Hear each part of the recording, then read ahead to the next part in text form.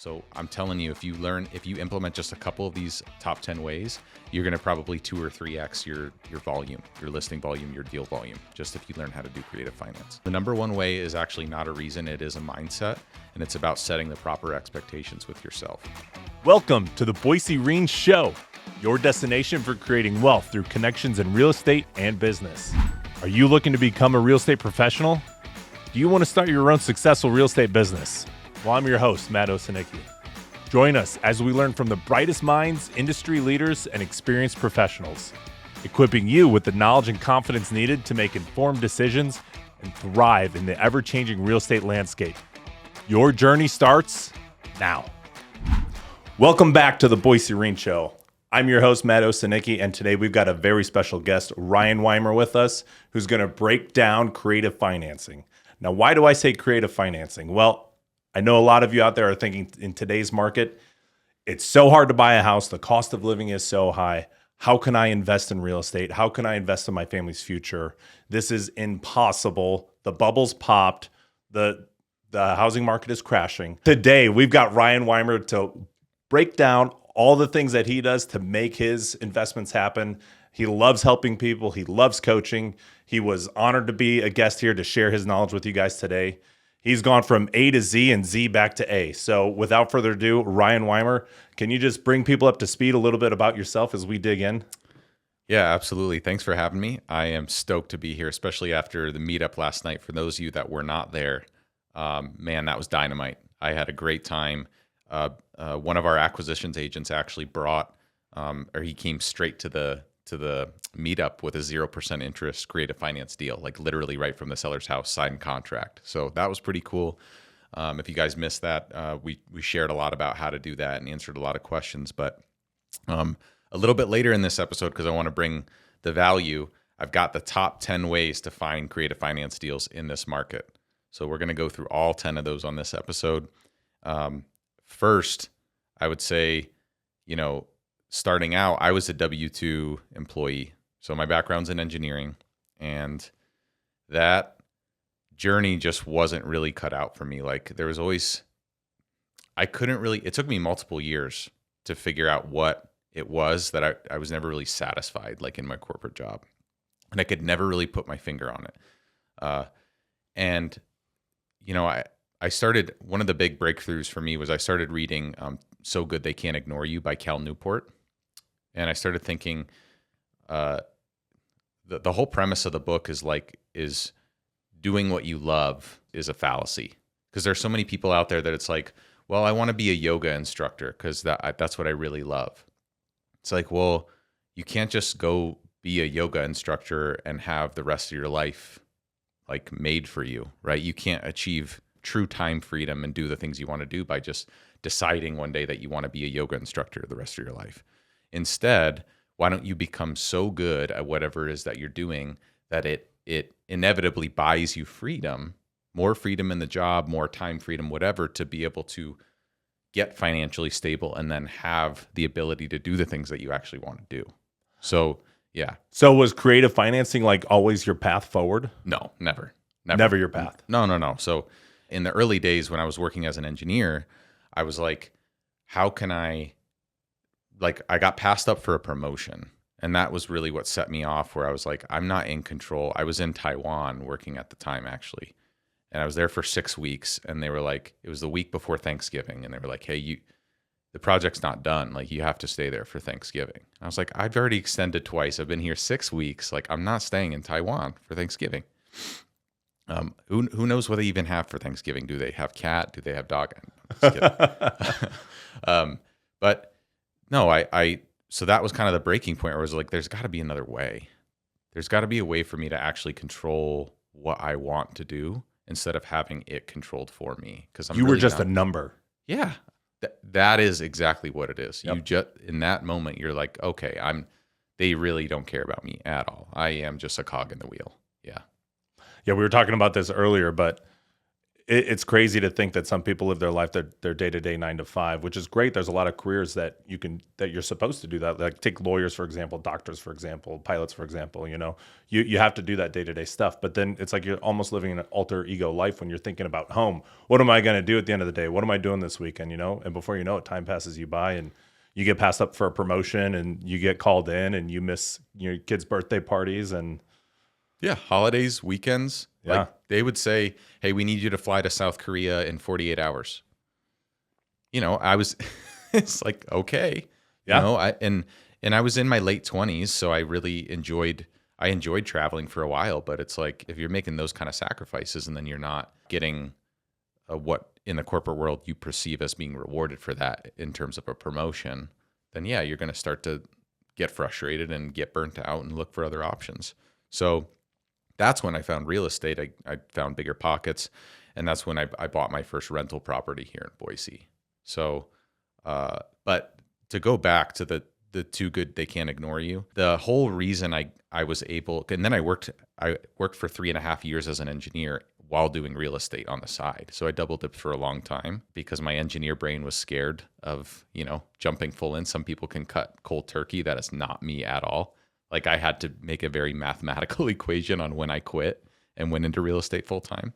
But my early years in that engineering job gave me, like I worked so hard that my managers didn't micromanage me because they knew that I was just going to get everything done on time. And so it got me a lot of freedom. I was flying around the world and the demands were high, but the so good they can't ignore you, I had built up a lot of inherent trust and freedom.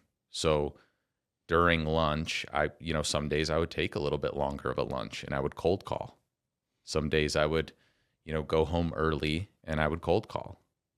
Right. I want to put this into perspective a little bit because I know me personally, I get shiny object syndrome sometime. Yeah. I see something on a reel or a YouTube video and they're like, do this, you're going to make a bunch of money. Like this is all you need to do to replace your income, Yep. And I personally feel like you're like the embodiment of what that looks like.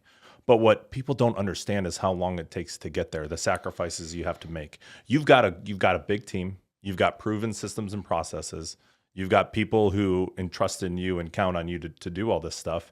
And because of that, you're able to help others find the path. And I think that's one of the biggest reasons why we want to have you on today is to find that path and talk about these humble beginnings, because it takes that 3.5 years of sacrifice. If I wish you would have brought that equation with you on how you quit your job. Yeah. But maybe we could get into that a little bit. But yeah. And furthermore, I love that you talked about being so good they can't ignore you, because I can relate to that as well. Being so good that they trust you with your time to manage your time appropriately at work. And it's not like you're trying to steal from the company or anything, because you've got 10 widgets that need to be done. Who's to say that, it takes the entire 40 hours that week to do those widgets? If you could do those widgets in 38 hours, that saves you 2 hours to make your cold calls. So when a lot of people are talking about, I don't have time to do this, you have to take control of your life and make the time. That's the point. That's 100%. What being an entrepreneur is. 100%. So I would actually notice, people talking around the water cooler and doing these things, and they were on their phones a lot of the workday, and it's just not an efficient use of your time. So yeah, I could do in 25 to 30 hours what somebody there would do in 40 hours, right? So it's not that I'm not getting my work done. It's that I can do my job a lot faster and more efficient and effective than other people if it's very intentional. Yeah. Okay, so your brain snapped Yep. on this isn't for me. I can't believe I'm not in control of my life like I thought it was going to be. And then you found bigger pockets. Mm-hmm. So you had to put your brain to work somewhere. Like real estate is going to be my thing. Talk us through what that next step of real estate looked like for you. You bought a rental property. Was that what you were going to do? You were just going to own a bunch of rental properties? Yeah. So zooming out, because I actually want to touch on what you said previously about the amount of time that this takes, that the lens of that context is really important, right? So being an overnight success often involves a decade of failure and working through it or more, right? So from the time that I first discovered real estate and started listening to Bigger Pockets to the time that I actually bought that first rental property was a few years.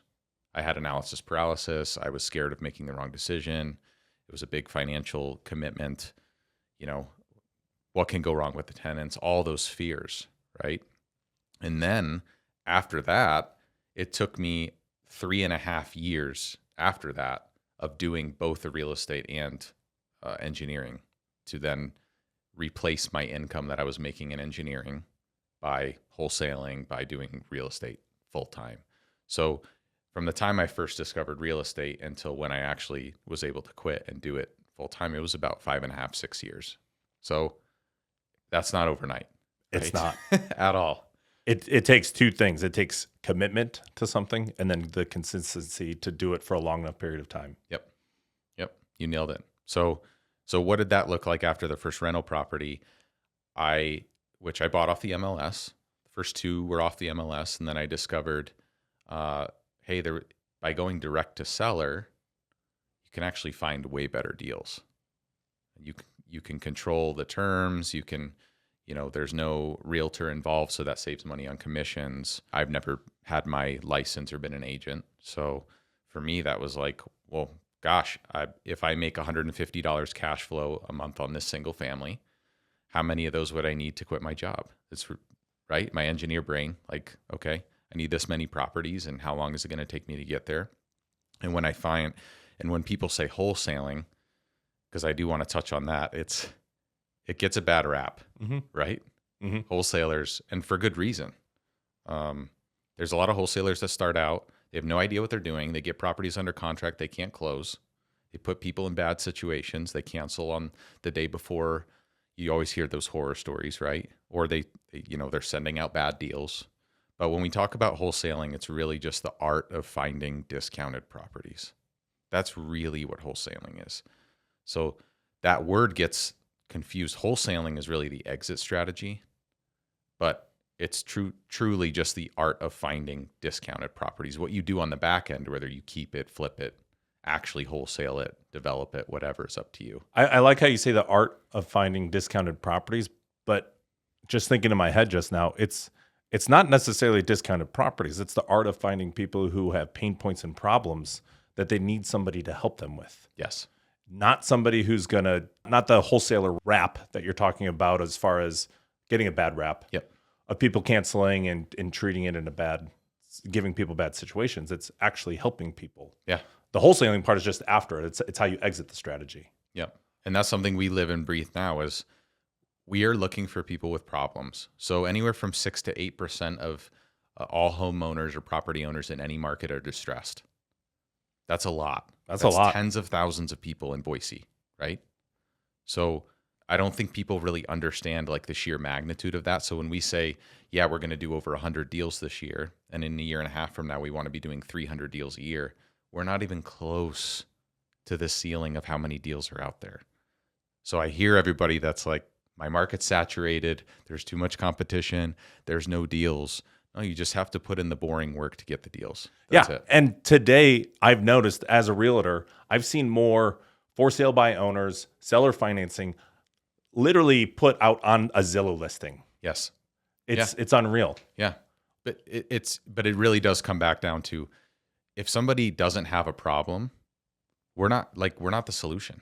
Mm-hmm. You're never going to, guys, if you feel like you're convincing somebody to sell their property at a discount, we're not convincers. We're not convincers. We're deal finders. We're problem solvers. We're problem finders. So it is finding somebody with a problem. If they don't have a problem, they should list it with an agent. They should sell conventionally, right? That's such a much better way to put it. Yeah. Yeah, it really gives it actual context. Okay, so I want to back up a little bit. You were talking about how you had your first couple rentals, you had to buy so many, and like that was going to be my financial freedom. Yep. And I want to drive home the importance of that because you have to take action to learn it for yourself. It's one thing to listen to it on Bigger Pockets or to listen it on the Boise REIN show, to hear you say we're doing 100 to 300 deals a year. That's one thing, but it's another to say, I'm just going to do one and I'm going to learn along the way. Don't get too crazy with it. Just figure it out for yourself. And correct me if I'm wrong, but it sounds like you did your first couple of deals and probably thought to yourself, okay, I've got this under control. I know how the process works. Can I find a home for cheaper now? Can you walk us through how that of buying a few properties led into this creative side of doing more wholesaling and problem solving? Yeah, absolutely. I mean, a confused mind says no, right? So if you don't know how a property closing happens, what kind of money you need to bring to closing, the documents you have to sign, how long it takes to get a renter in there, what your actual cash flow is going to be, not your spreadsheet magic, right? We all get in love with spreadsheet magic. Well, if we just did that, Yeah. Well, if we just did that, we could get this much of a Yes. return, right? You find yourself doing those things. And it's really just about the evolution of, okay, I've got the basics covered. What's next? I've got the basics covered. What's next? And I spoke about this at the event, but where most people go wrong is they just have the wrong expectations for themselves starting out. And they think it's going to be easy to find a really good deal, and they self-sabotage themselves. So it's all about stacking small wins and stacking your personal confidence, right? If you tell yourself, I'm going to go to the gym 4 times a week and work out because I'm serious about my physical health and that's really important to me, and then you don't do that, what are you telling yourself? It's not really important to me, right? So it's the same thing with, I don't care if it's 1 hour a week that you're dedicating towards your financial freedom, towards real estate, whatever it is. If you're doing that 1 hour every week, you're telling yourself that that's important to you. And then the next week it can be 2 hours. Then the next month it can be 5 hours, right? And you're chalking up those small wins, and you're telling yourself, this is in alignment with my why. And now let me go further in, further in, further in. And then you can do more. You can buy more deals. You can do all that stuff. But really, it's all about a mindset, and it's about your own self-belief and outworking your self-doubt. Yeah, I like that you did the exercise analogy as well, because you have to exercise your brain muscle too. Yep. It takes action. It takes consistency. You have to do it for a long enough period of time. And once you start to see the gains, if you will, it starts to get more addicting and more fun. You feel comfortable with what you're doing, and you can explore new options. This show would not be possible without the support from our local community. Because of you, we're able to share information from leading professionals like never before. That's why our sponsors at Boise Turnkey Investments and Your Stay B&B have teamed up with the Boise REIN Show. Whether you're just starting out or you're a seasoned pro, they help bring you all the insider information to get you started on your journey today. Back to the show. Okay, so we talked about being a W-2 employee. It took you 3.5 years to quit, but in the meantime, you built time into your schedule to make this happen because you knew this was your path forward. You decided, I'm going to take action. This is what I'm going to do. It works for me. Other people might do more than I do. Other people might do less, but this is what works for me. You identified that. How do you go from there to quitting your W-2? And what did that look like? Yeah, I think on a high level, it either requires a massive amount of pain or a strong enough why. So if you don't have pain or a really strong why, you're just going to stay and keep doing what you've been doing your life, the rest of your life, really. So I had enough pain, thankfully, to thrust me into that zone of being uncomfortable to start taking action for myself. Because I'll tell you that, like those first couple cold calls that I did, I'm sweating, I'm shaking. I'm an engineer. I don't cold call strangers. Are you kidding me? It's hard enough for me to ask a girl out on a date. Right. Come on. Right? Yeah. So, but when you do it, and then you do it again, and you do it again, and you hear a lot of no's, and you face a lot of failure, you start to build up calluses, and you really start to grow that confidence, right? And so I think for me, that avenue was cold calling, and this is what I tell people that are really serious about, or say they want to be serious about doing off-market deals. The best way to learn is cold calling. It's free. It only costs you your time, because you're gonna. And we'll get into the top 10 ways to find creative deals here shortly. But one of the ways to get a lot of reps in and learn how to talk to sellers and the right questions to ask is just through cold calling, right? And facing that constant rejection. Yeah. One thing that reverberates and it repeats itself over time of all the people I talk to is having the ability to be a good salesman, to talk to people, to be an active listener. So for anybody out there that's listening, if you're in a job right now and you're talking to a lot of people, you're communicating effectively, like you already have a step up in the game from other people because you're so good at speaking with people. You're so good at listening to people and hearing their problems and trying to help them and adding value. Yeah, I can tell you personally, getting a bit vulnerable here. Like even cold calling isn't just a way for me to find deals. It's also a way for me to grow personally and to have better conversations with my spouse and my family and my friends, and ask the right questions and use the right verbiage and use the right tonality and be genuinely concerned. Yeah, as a W-2 employee, I remember coming home and bringing work home Right. and just cussing and, oh, this happened and I was so stressed, and like your family doesn't want to hear that, you know? But to have your why aligned with your life and your family, I can see why that's so important to people now. So important.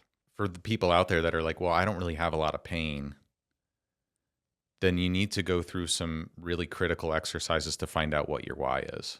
And you need to map out, where do you want to be next year? Like, what do you want? What is missing from your life that you really want? And it might not be what you think. It might not be, well, I have a 1,000 foot, I have 1,000 square foot, 2 bed, 2 bath, and I want a 3,000 square foot, 4 bed, 2 bath, right? Well, why do you want that? Well, it's because I want to bring guests over and be an entertainer and have a safe place for my kids to be. Okay, so really what you're seeking is more of a sense of community and building memories, right? So Yeah. you got to go a layer deeper than like the surface value of what money gets you, because what money gets you is time, freedom, and impact. Impact is huge. And I Yes. feel like not a lot of people talk about that. Everybody wants to say, well, I want freedom. I want to walk away from it. There's no walking away from it. It's active, no matter which way you slice it. And having impact, I think, is one of the biggest things entrepreneurs enjoy, is impacting their community, helping others, and building something that matters. Yeah, and even now, I mentioned this at the meetup, but we only close 1 out of every 7 or 8 sellers that we meet with. So what happens with the other 6 or 7 people that we meet with that we're not the right solution for? We've helped countless of owners of properties through problems, even if we're not the ones that make a profit from it. And having that genuine sincerity of a core value of adding values to others, people can feel that. It's genuine, it's sincere, it's real. We've helped 4 or 5 people this year alone save their property from foreclosure to keep their house for free, because we actually want to do that, right? We actually want to help people and serve the community and all the things that come with that, because the feeling of giving is so much, it's just the coolest thing. Like that is the real reason that I love entrepreneurship and love being a business owner, is impact. And then of course, with money being a vehicle, people say money doesn't buy happiness. I think people that say that haven't given enough money away yet. That's a good point. Yep. Man, we're supposed to talk about creative financing, and here Let's we do are it. going Yeah. deep. Yeah, absolutely. Okay, so a question I get a lot. We heard it last night at the meetup, and for those who are listening, Boise REIN also runs meetups, connection activities. We all get together, so come hang out with us whenever you want. We're always out doing something. Find us on the Facebook page. And one of the biggest things that I took away from that was actionable or tactical steps that people could take to these cold calls. And I imagine you're going to get into that with some of your top 10 ways to do it. So can you give some of the listeners here who don't know what they're doing, like some actionable items that like, hey, I can do that? Let's do it. So number one, it's actually the number one way to find creative finance deals in this market. And actually, just let me give the context, because it'll drive the point home before I give the top 10. Right now in the market, right, we've seen an insane amount of appreciation run up in the Boise market from 2018, 2019, 2020, 2021. And then when interest rates doubled, right, everything's comes crashing down. And so now we're in this weird state of very low inventory, record low listings since we've even tracked that. And people are struggling about how to get deals done, whether you're an agent, whether you're an off-market investor. Creative finance is something you have to have in your tool belt. 70% of homeowners have a mortgage at 4% interest or less. 70%. So what is their motivation to move? They're going to move into half the house for double the payment? No. So there's very limited options for these people to buy and sell homes. And so you have to know why creative finance is relevant in today's market is because we've got 28, 29, 30-year notes at these low mortgage rates. How are people going to be able to afford to get into that next house? So that's why this is really important, especially if you're an agent. The day of cash only deals, those days are behind us. So I'm telling you, if you implement just a couple of these top 10 ways, you're going to probably 2 or 3x your volume, your listing volume, your deal volume, just if you learn how to do creative finance. So the number one way is actually not a reason, it is a mindset, and it's about setting the proper expectations with yourself. And that's where I see most people go wrong, which is why it's number one, is they think that they're going to call in a couple people and they're going to all of a sudden find somebody that's going to sell them, 0% finance, $0 down, and everything's going to be hunky-dory. It's not. It's going to take hundreds of calls. You're going to have to learn things on the fly. You're going to have grit. You're going to face rejection. So number one is by getting real with yourself and telling yourself this is going to take a long time. That's the number one way to find creative finance deals. It's longevity, so you don't burn out and you don't give up. That's number one. Everyone despises no's, and before you know it, they give up. Is there any way you combat no's, or how you like to? I love this subject.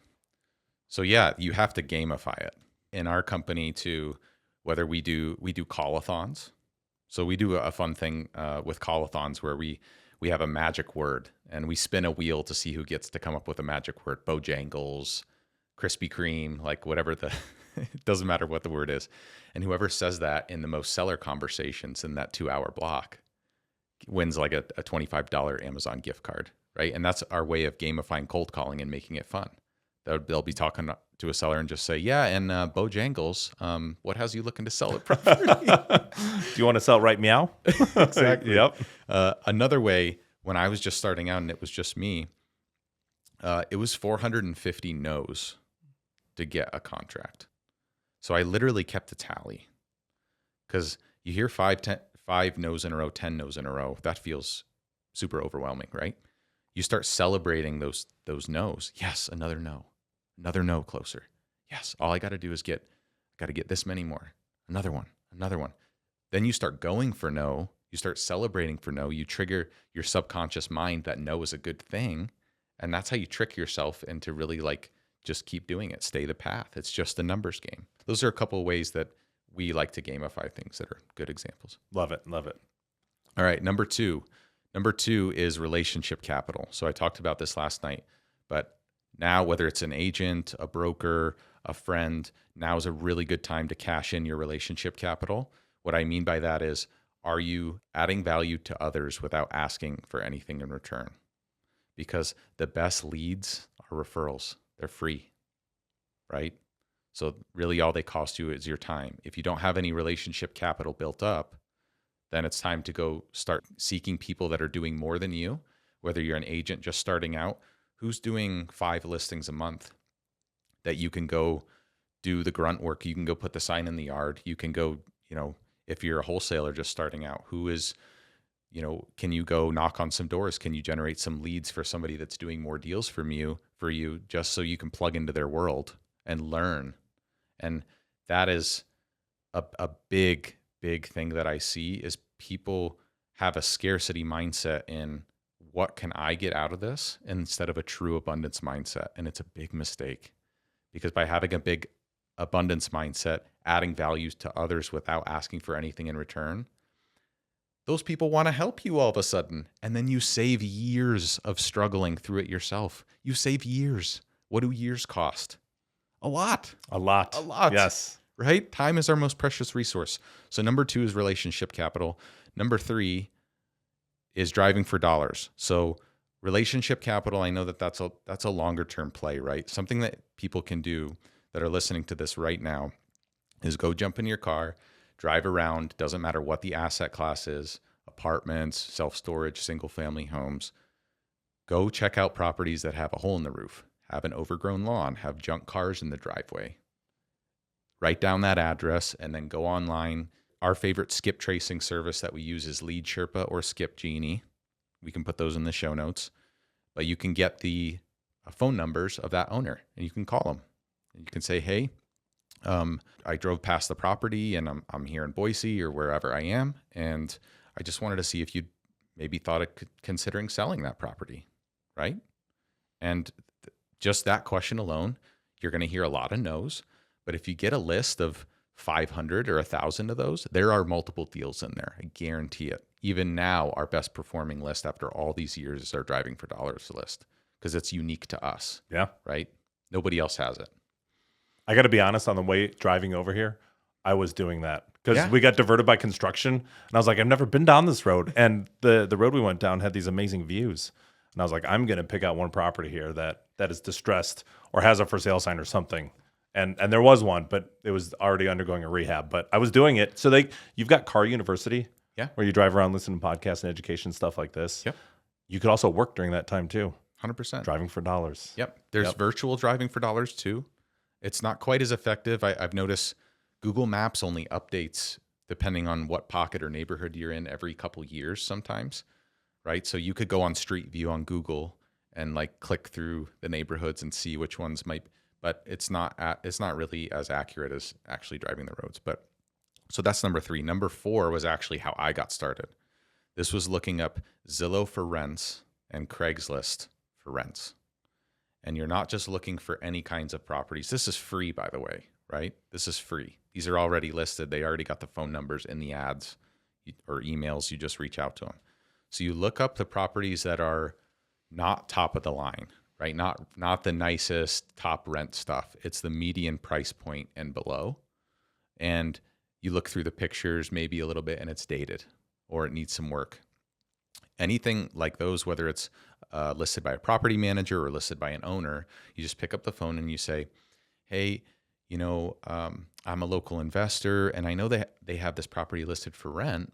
If you're talking to a property manager, if you're talking to the owner directly, hey, I know you have this property listed for rent. I was just curious if you'd ever thought of selling it. And you have that curious tone, that voice inflection where you're just being super curious, you're going to strike up a conversation.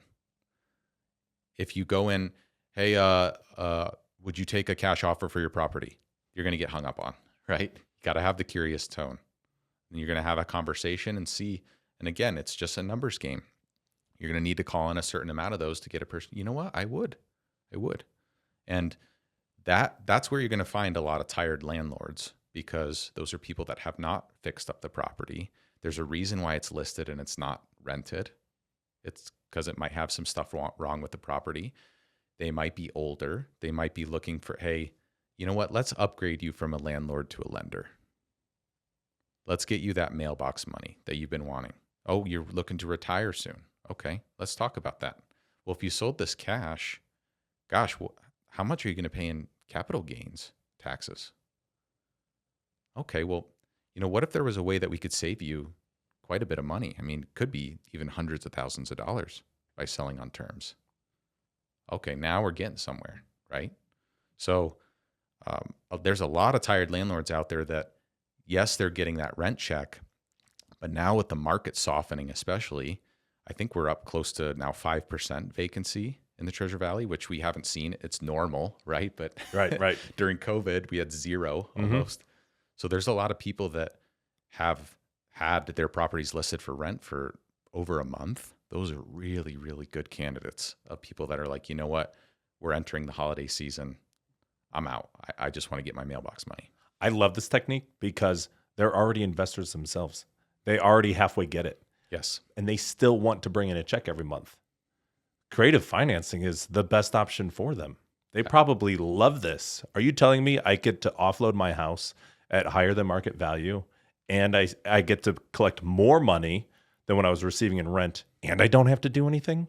So before we get to number 5, let's talk about that concept really quick. The reason why somebody would sell a property on terms is because you can pay way more money to them over time than a cash offer, right? If someone's property is worth $250, as an investor, you're not going to be able to pay $250 for a cash offer. You lose money, right? You got closing costs, you got money costs, you got realtor fees and commissions, you got any repairs that are needed. Yikes, you're in the red. Okay, so your cash offer is probably going to need to be around 170, 180 to really make the numbers work after all the fees and stuff. Okay, so in the seller's mind, that's a $70,000 discount. That's a lot. Okay, so how do we close that gap? Have you ever thought about selling on terms? Well, what are terms?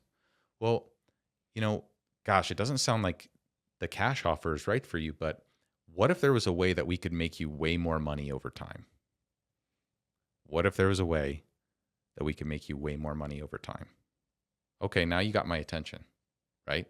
Now I got that curiosity. Now I can actually explain what that looks like in payments over time. Because if then we can pay 250. We've even paid over market value for properties, right? Because we get long enough terms. We don't care.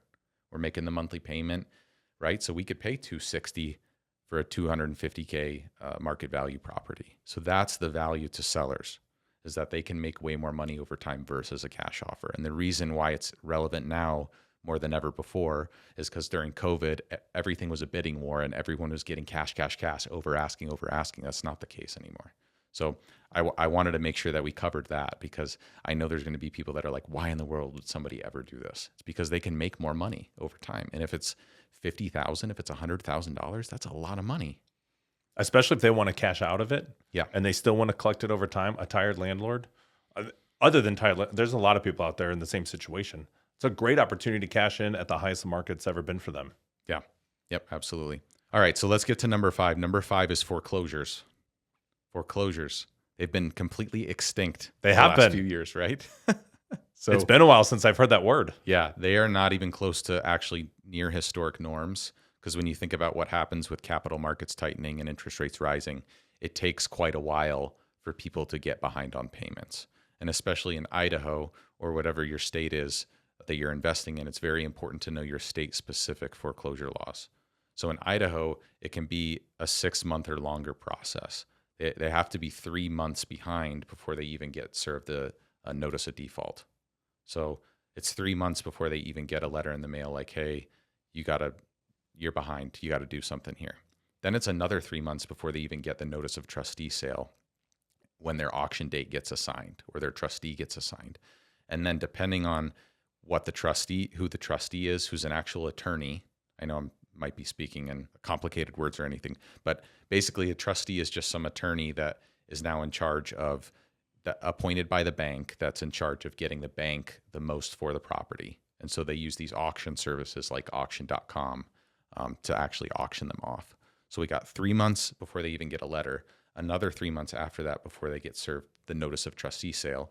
And then depending on the queue of work at auction.com or when they can get it on the docket to do, it could be like another 3 months after that before it even gets auctioned off.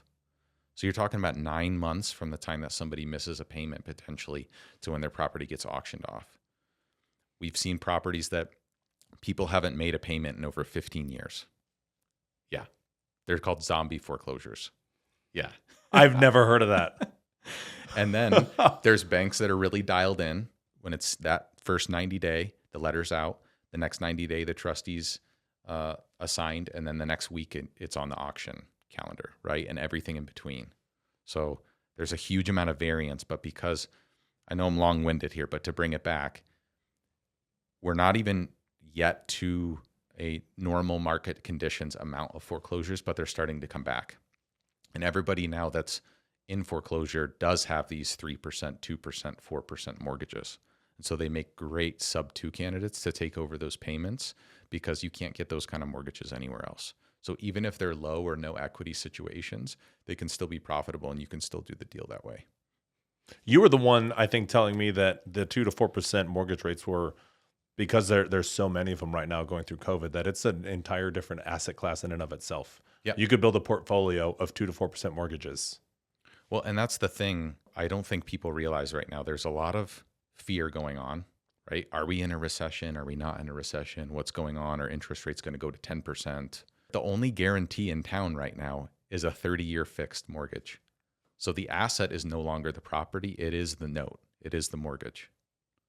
And so if you're getting a property now with 2%, 3%, 0%, I mean, we send out deals that are sub 2% interest for 28, 29 years all the time. It's impossible to lose money on that. It's impossible. So you want a guaranteed way to build wealth.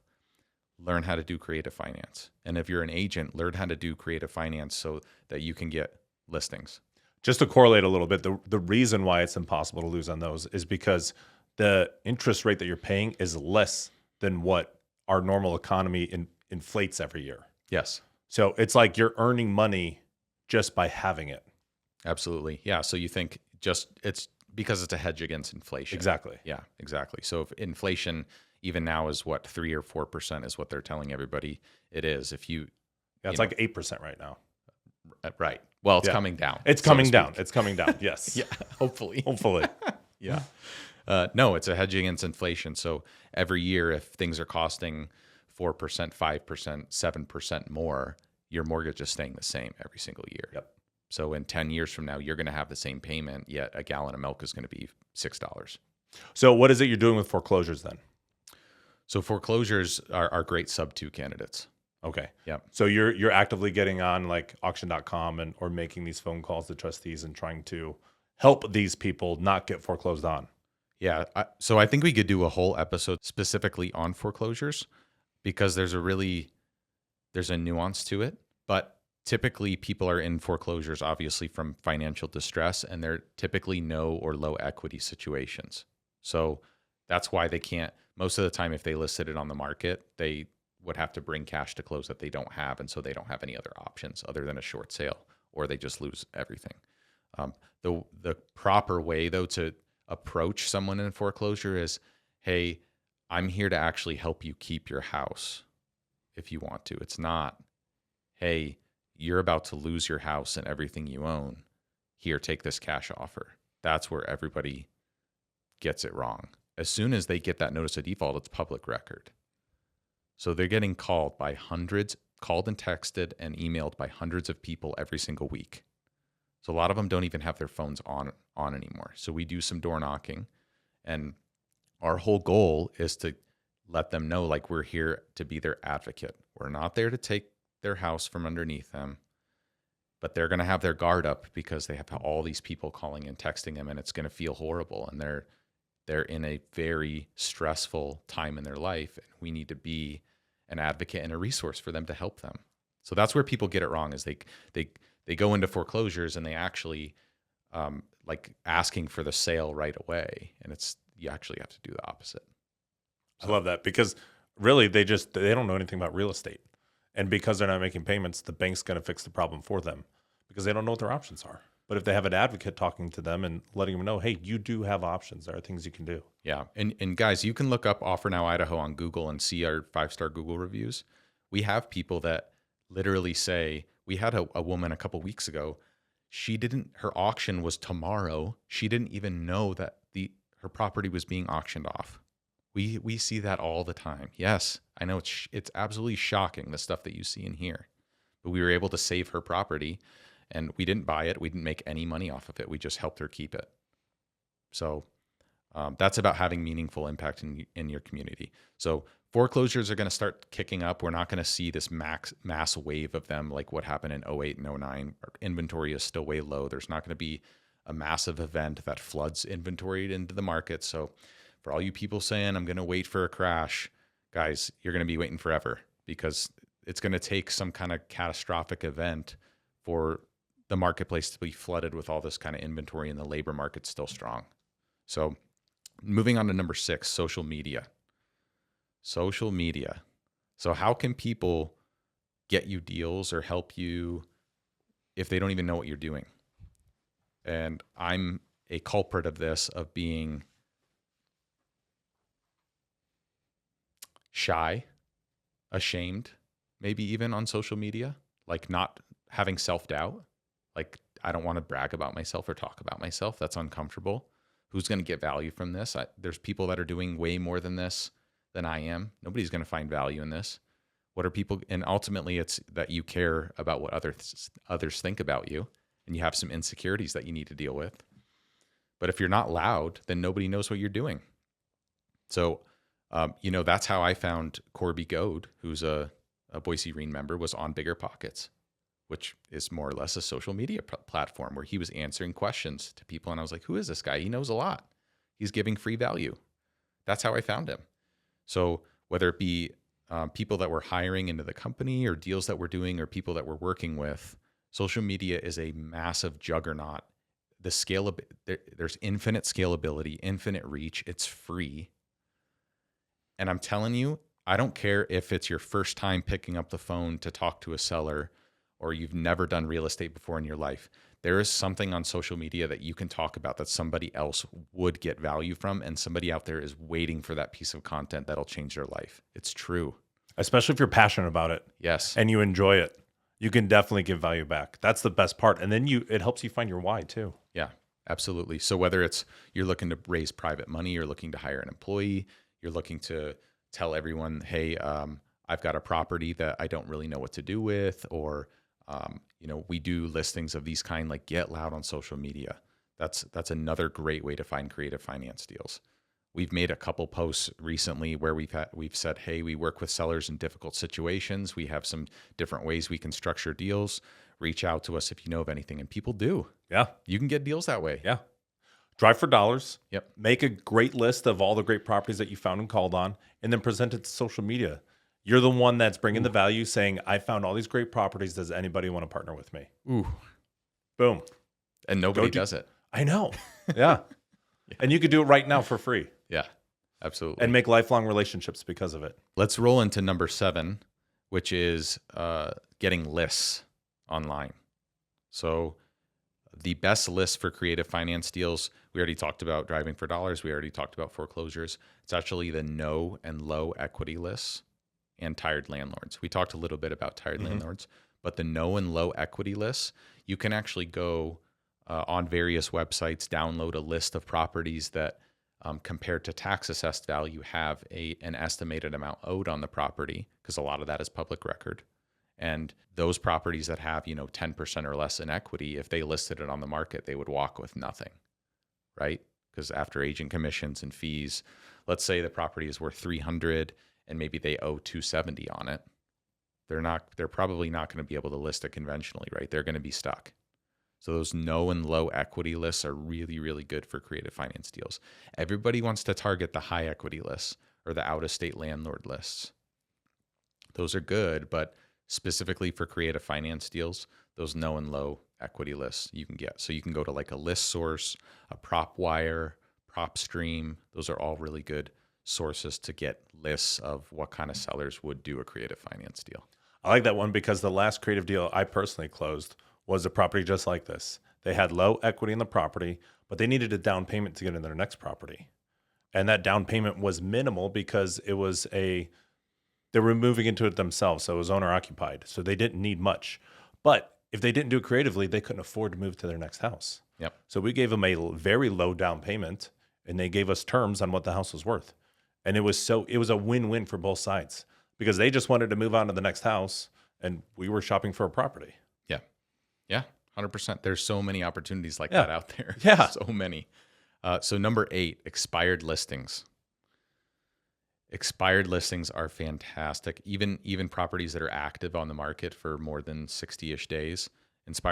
We always get deals from expired listings. Where people go wrong, and I know a lot of agents call on expired listings because they're looking to get the listing, but they're not asking the right questions. So the right question to ask is, what were you not able to get on the market that you were hoping for? That's the question to ask when they answer the call. Hey, I noticed your property was listed.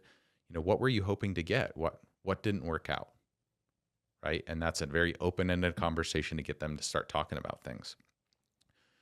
We, unfortunately, because not that many people or not that many agents know about creative finance, we find that a lot of times when people even make creative finance offers on the MLS, they're not even presented to their clients. Agents don't even present them to their clients. I think mostly because they just don't understand them, and they're complicated. And a confused mind says no, and that sounds like more work. So we're just going to wait for a cash offer. But we've talked to many people that we've gotten after it's an expired listing. And we're like, hey, we tried to talk to your agent before, and they were like, what? They never said anything to me about that. And it's like, okay, well, yeah. So there's a big opportunity there to maybe talk about why they're looking to sell, because if they don't need all the money up front, then we always say there's only 3 reasons why somebody wouldn't sell on terms. They're doing a 1031 exchange, they need a lump sum to pay off debt or buy a new property, or they just don't understand it. And the don't understand part you can help them with, right? Absolutely. Yep. All right. So we got two more, last two. Yes. All right. Number 9 is probate attorneys, disaster cleanup, lenders, and sellers that you've already bought from. Especially that last one, sellers that you've already bought from. It's so funny. Like every couple months, we're like, have we talked to so-and-so? They said they had like a portfolio of properties and we bought one from them a while ago, and you like don't even think to go back to ask them again. Hey, do you know of anybody else looking to sell a property?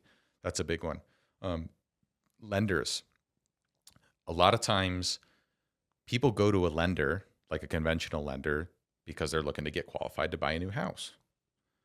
Well, what happens when the lender says, hey, sorry, you don't have a W-2 job, you don't fit into this nice little tidy box that we have, and now with interest rates really high, sorry, you're out of luck. You don't have any options, right? What happens to those people?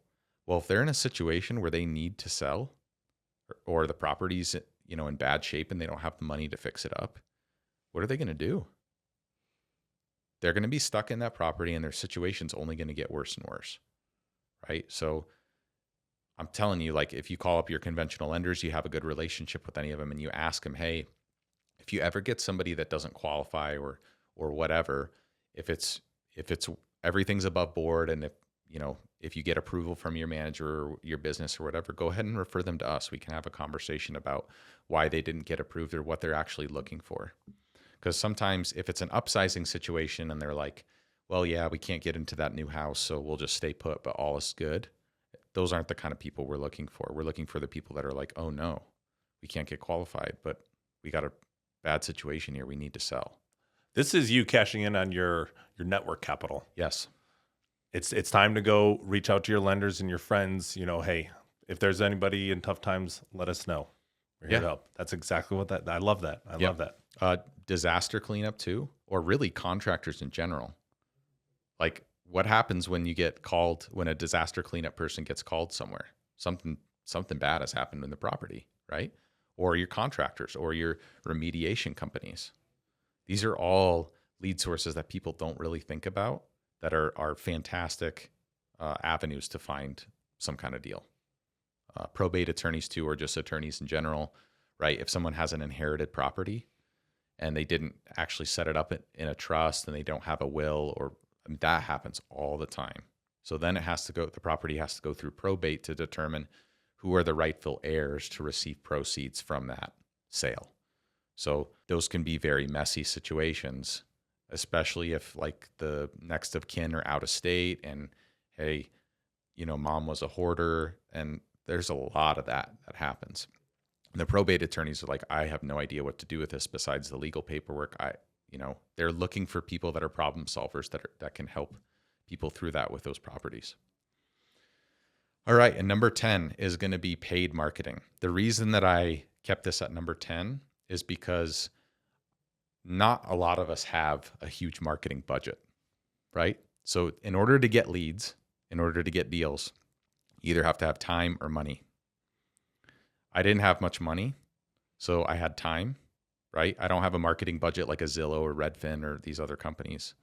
So, but at the same time, paying for leads can be incredibly lucrative because they're inbound leads, which means like examples of paid marketing that we do. TV commercials.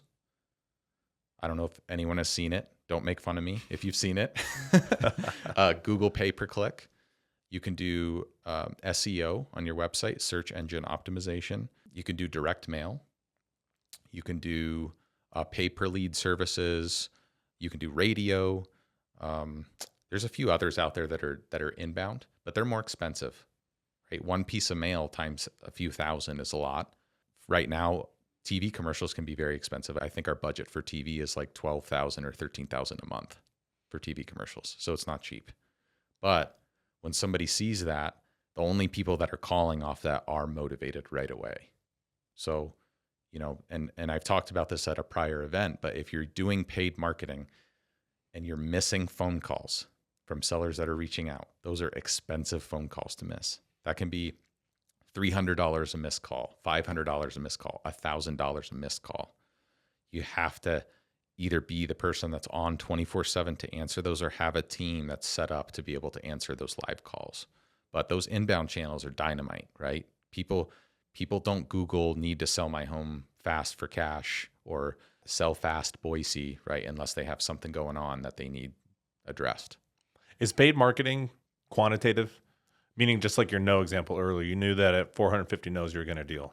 Is it like paid clicks for Google? Is it quantitative? Absolutely. Yeah. So for us, we're closing about 1 in 18 pay-per-click leads. We're closing 1 in about every 10 to 12 TV leads. We're closing 1 in about every 23 to 25 pay-per-lead.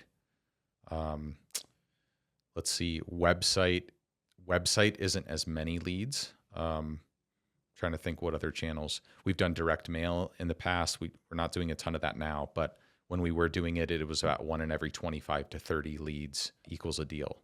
So that's going to be far less than your outbound channels like cold calling or texting or some of these other ways to get deals, because those are like 1 in every 40 to 75 leads is a deal, right? Because you're cold prospecting. These aren't people that sought you out. You're trying to gather information, right? But they're cheaper. It only costs you your time, right? So you got to decide which one is it going to be? What is the way that I'm going to generate leads? Because ultimately, over all the top 10 ways that we just talked about to find creative finance deals, you really have to either have money or time. I like how going from 1 to 10 as people apply these to themselves. It's like a time money scale. Yep. You've got all the time and no money. And as you work up the 10 ways, it starts to translate to where, you can start buying some of your time back. And then ultimately, now you have the most amount of time that you can put forth towards this because you bought it all back to continue to grow your business. I love that. 100%. And that's exactly why I say too, I think the best way are those outbound channels to learn. It doesn't cost you anything to learn. If you're paying for direct mail and you're getting a call and it's like, a $500 call and you don't know what to say, you don't know the right questions to ask, those are going to be expensive lessons to learn, right? And you're not networking either. Right. If you're just getting on Google to do paid ads, you're not networking with people like you or people in your community to learn more ways of doing things and how to take actionable steps. Yep. So I think, the big thing, like, if you want to get creative finance deals, really all of these top 10 reasons work. That's the thing. They all work. So you just have to pick one that works for you, preferably one, and just commit to it. Just commit to it and see what happens. And when I mean commit to it, I don't mean, I'm going to try that for a couple months. That's the wrong mindset. That goes back into number 1 that we were talking about. That's the wrong mindset to think, I'm going to try this for a couple months and see if it works.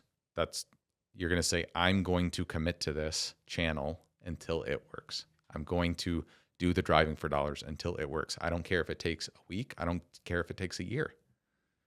That's the mindset you got to have, and all of them will work. Love it. Okay, so I know this show is a lot about finding creative deals. Yep. Okay, and this is awesome because nobody knows where to begin. But I want to walk through a little exercise with you. Let's do it. On your first creative finance deal you closed. Okay, so implementing these 10 steps, how long did it take you to go from day 1 to closing your first deal? Do you remember? Thousands of calls later. Gosh, it took me 8 months to get my first off-market deal.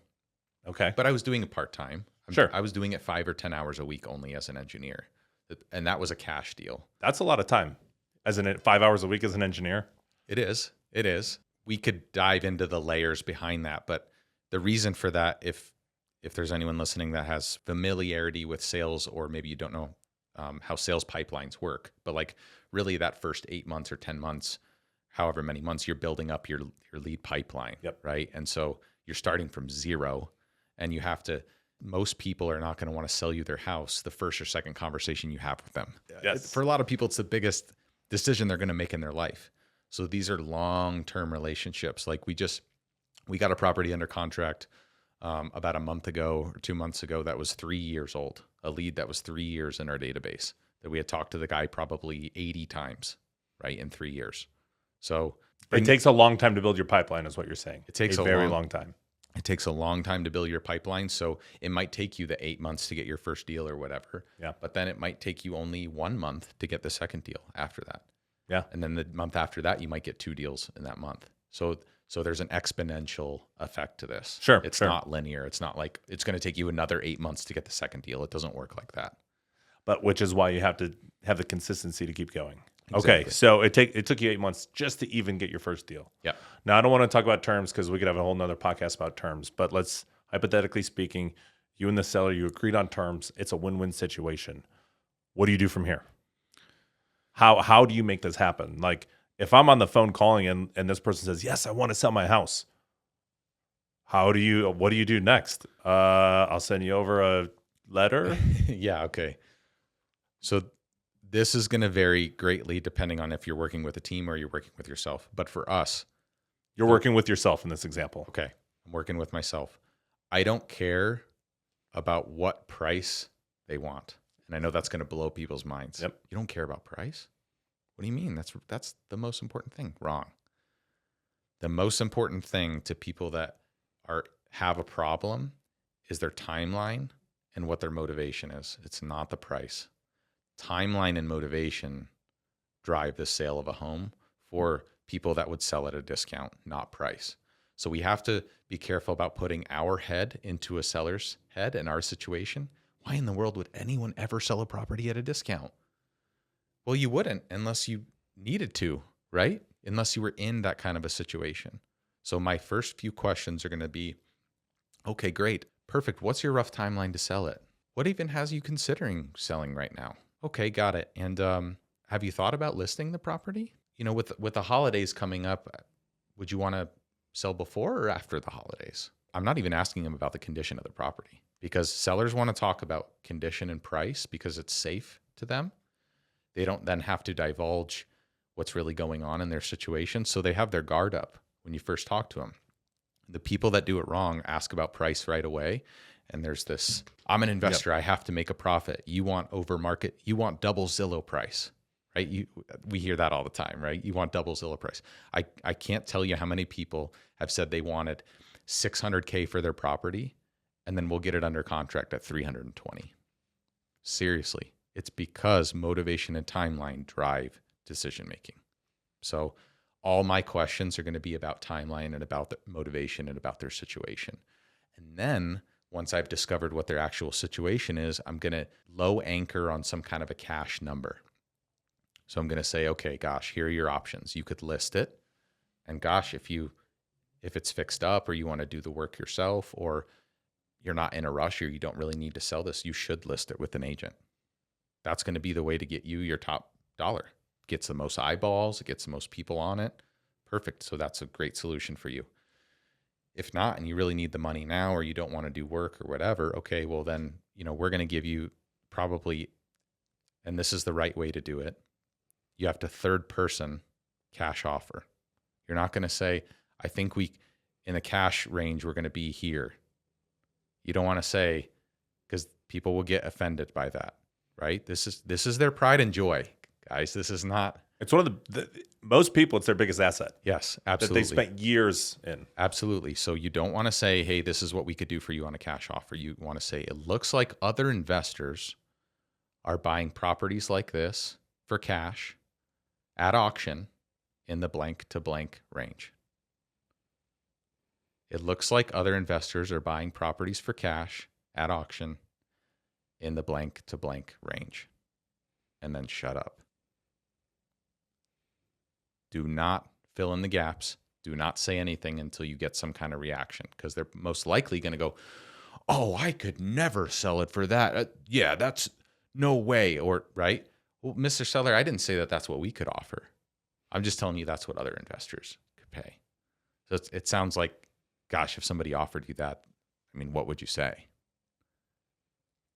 I'm never going for that. Yeah, exactly. Okay. So if you're never going for that, then I'm going to say, okay, perfect. So what's important to you in this transaction?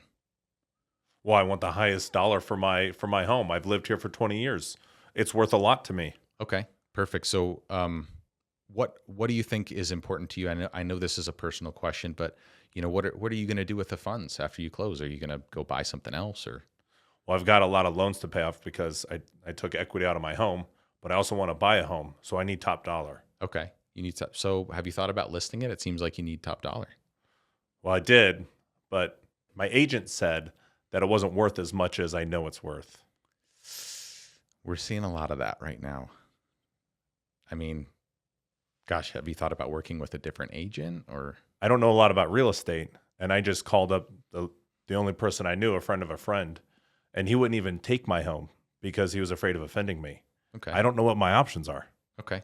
Got it. So I'm sure you've been probably lowballed by all those annoying cash offer guys that, cold call you and say, hey, you should sell your property for pennies.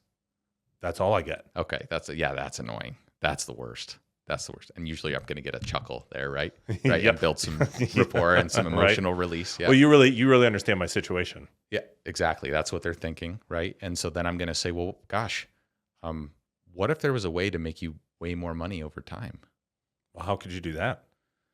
Well, I guess I'm not sure if this would work for you because it sounds like you need some of the funds to maybe buy another property. So if that's the case, then I think you would have to cash out fully to be able to do that. But, maybe if you have another place to go or if you're not against renting a property, we could make payments to you over time and we could get you a way higher price than anyone could pay in cash. Well, I only need $30,000. Oh, you only need $30,000. Okay, great. So I guess what would that look like? It's a good question. I don't know because I've not been in this situation, but I know a lot of sellers personally. I'm separating myself from this. They always let it slip in these conversations. 100%, yeah. Because, you're engaging with them emotionally. Totally. Yeah. Totally. But it's all about, there's a reason why I didn't just go right into terms. Yep. There's a reason why I said, have you thought about listing it? Have you thought about calling another agent? Why is it important to you? These are all disarming the seller so that I can actually get to the truth. If I go right into terms and I don't know their seller situation, they're going to say, to hell with you, get lost. Like you don't get me. You're not listening to me. That's what they're going to feel. Yep. So we have to connect with them on a deeper level. And then if you're saying you only need 30K, I'm going to say, okay, tell me about why it's 30K. Right. And they're going to say, well, I got to pay $10,000 on a credit card bill and we need maybe a little bit of money to move. And I got some personal belongings in here that might need to go to junk. And then I got to get, first and last month's rent. And then you're probably going to have an objection about like, well, I really want to buy another home. And I can tell you 9 times out of 10 with people that still have that glimmer of hope that they're going to buy another home, they haven't had enough pain yet. So that, like I said in the beginning, only 1 out of every 6 to 8 seller appointments, we're getting something under contract. What's happening the other 5, 6, 7 times? We're not getting it. Exactly. Right. So then I'm going to set an action step for you and I'm going to say, well, it sounds like you're saying you need 30K, but you're not really sure if you actually want to buy a new house. Maybe you should talk to your family about it, and we should talk on Monday at 4 p.m. about what you guys talked about and what your future looks like. That's a good time to call timeout. Hey, let's reset. Because if they don't really know what you want and you're pushing for the close and to get pen to paper right there, you're not going to, right there. I like that because at this point in time, they want to exit the conversation because they've divulged the information and they don't want to make a decision right then and there. So you allow them the time they need to make the decision because that's what they're all going to say anyway. Well, I got to talk to my wife about it. Well, I got to talk to the other siblings about it. Well, I got to, they're going to come up with some excuse. So you label the situation. Yep. And disarm it. Yep. And give them the room that they need. Well, and there's levels to this too, right? So actually a part of our sales process is that within the first 5 minutes of meeting with somebody, and it actually starts before the appointment when we're talking to them on the phone. Hey, is there anybody else that could factor into the decision that needs to be there? And sometimes you'll get, well, yeah, my wife. So then we have to make sure that all decision makers are present for this appointment. Now, if they say that's none of your business, then we got to story tell a little bit. Well, gosh, we met with Betty a couple weeks ago, and she told us the same thing. And she said she just wanted to meet, and she's the only decision maker. But what she didn't tell us is that her husband and son found out that we met with her and Guess what kind of angry phone call we got because they thought that we were trying to take advantage of her because they weren't included, right? So that's why within the first, and this is, I'm happy to, people DM me or call me and go through this because there are layers to this sales training and sales process, and having thousands of conversations to really understand like the right questions and right things to ask. But within the first 5 minutes of that appointment, we're asking, hey, is it okay? Some of the questions we're about to ask might be personal. Is that okay with you? In order to even see, because we're not the right fit for most people or for a lot of people. So, in order for us to even see if we're the right fit, we're going to have to ask you some personal questions. Is that okay? Most people are going to say yes, right? Yeah. Because you wouldn't lie to a doctor.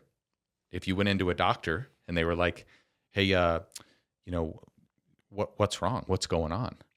Right? A doctor is going to be able to properly diagnose you so that they can get you healthy. That is the kind of doctor-patient relationship that we want to have with the seller. Because truthfully, we can't, until we identify what their solution is, we don't know what's going to work best for them.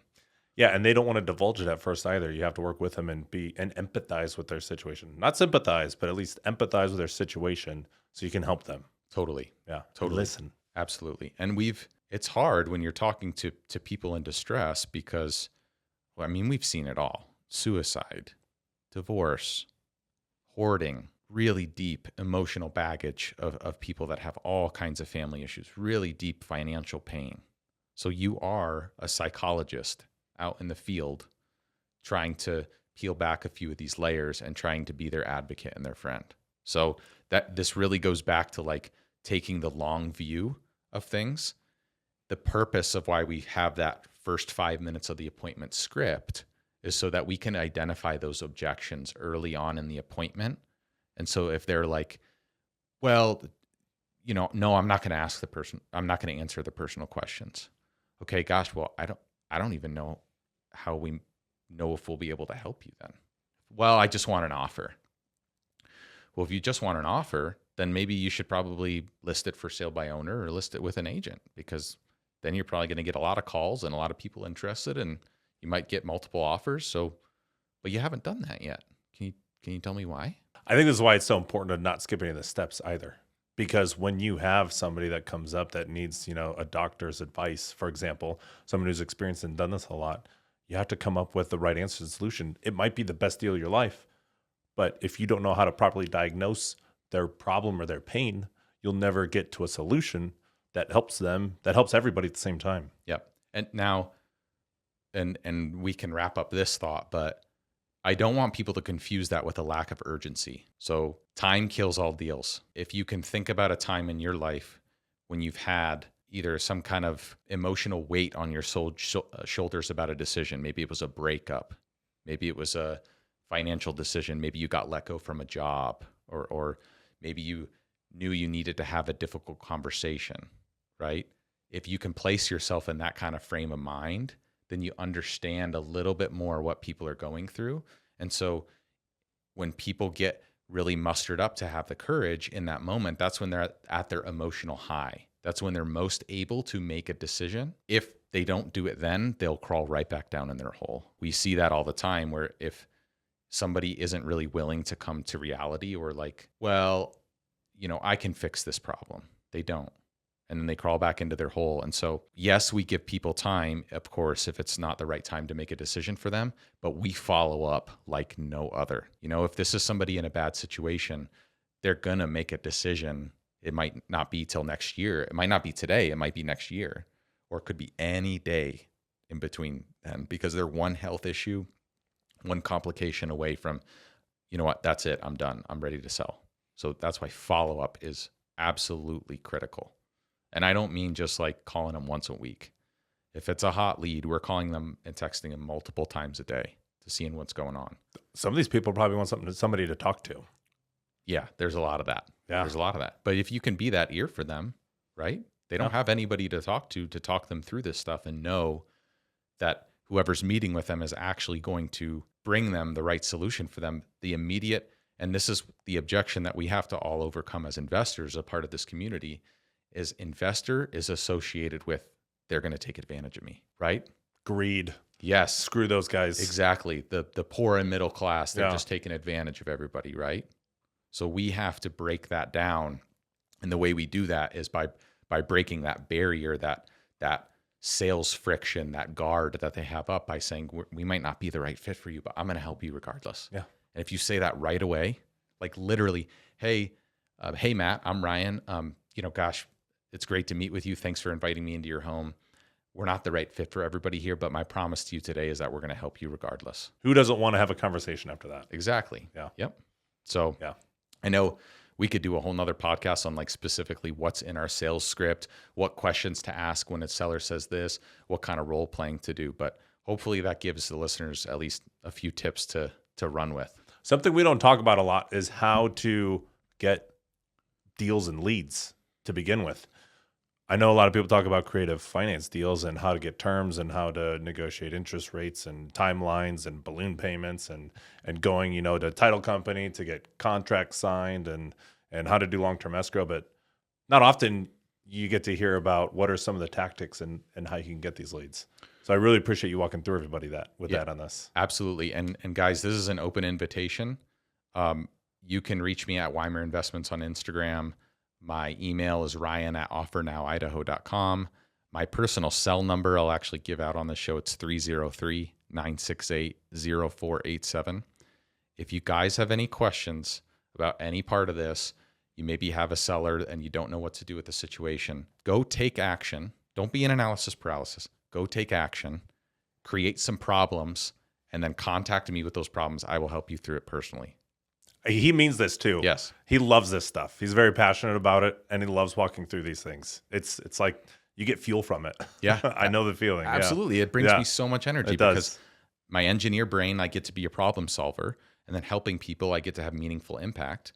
And then I also get to work towards financial freedom. It's like the trifecta. It's amazing. It's your why. Yes. That's your pyramid right there. Yeah. Yeah. Yep. I love it. Ryan, thanks for coming on today. But before we go, I do have one question. And I know the listeners are dying to know. But in your opinion, what's one actionable item that they can take today that will get them closer to their goals tomorrow? I think people need to sit down, and I think they really need to write out what their why is. I think if you have pain, that's honestly a more powerful short-term motivator is pain. If you have pain, use that, right? If you got let go from a job, if you're in between things, use that. If you're not, you're in a stable position, you really have to sit down and write down what your why is. Because if you don't, then you're not going to connect your why to your daily actions. And it's going to feel like there's no connection with why am I doing this?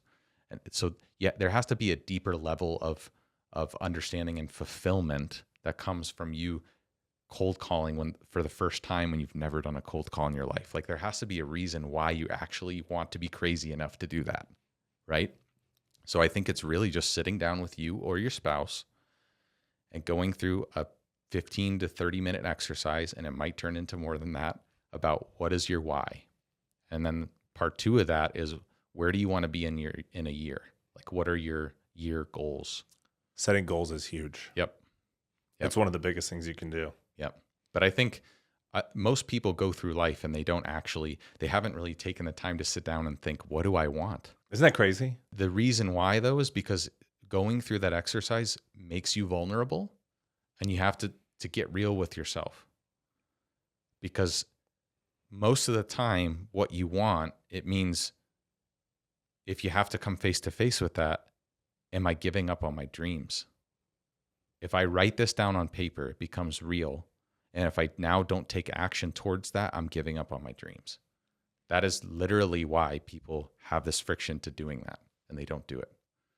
So we got to bust through that, because I love it. We are the Boise REIN community. So we are going to live life on our terms the way we want to. Yeah, and be true go-givers and help the people around us to achieve their goals and their whys. Absolutely. I love it. Yep. Awesome, Ryan. Hey, thank you so much for coming on today. You already told people how they can reach you, but we'll have it in the show notes regardless. And I look forward to having you back on. That was enjoyable. Thank you very much. Yeah, we're going to deep dive all kinds of fun stuff. So thanks for having me.